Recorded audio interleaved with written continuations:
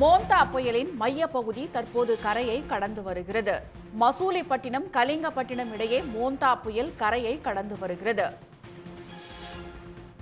மசூலிப்பட்டினத்திலிருந்து தெற்கு தென்கிழக்கில் 110 கிலோமீட்டர் தொலைவில் மோந்தா புயலானது மையம் கொண்டிருக்கிறது. காக்கிநாடாவுக்கு தெற்கு தென்கிழக்கே 90 கிலோமீட்டர் தொலைவில் மோந்தா புயல் தற்போது மையம் கொண்டிருக்கக்கூடிய நிலையில் 17 கிலோமீட்டர் வேகத்தில் தற்போது நகர்ந்து வருவதாக அங்கிருந்து வரும் தகவல்கள் தெரிவிக்கின்றன.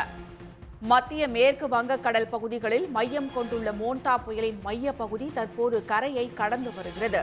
மோந்தா புயலின் முன்பகுதி கரையை கடந்த நிலையில் தற்போது மைய பகுதியானது கரையை கடந்து வருகிறது. மசூலிப்பட்டினம் கலிங்கப்பட்டினம் இடையே மோந்தா புயலானது கரையை கடந்து வருகிறது. மசூலிப்பட்டினத்திலிருந்து தெற்கு தென்கிழக்கில் 110 கிலோமீட்டர் தொலைவில் மோந்தா புயலானது மையம் கொண்டுள்ளது. உடனுக்குடன் செய்திகளை தெரிந்து கொள்ள சன் நியூஸ் பெல் ஐகானை கிளிக் பண்ணுங்க.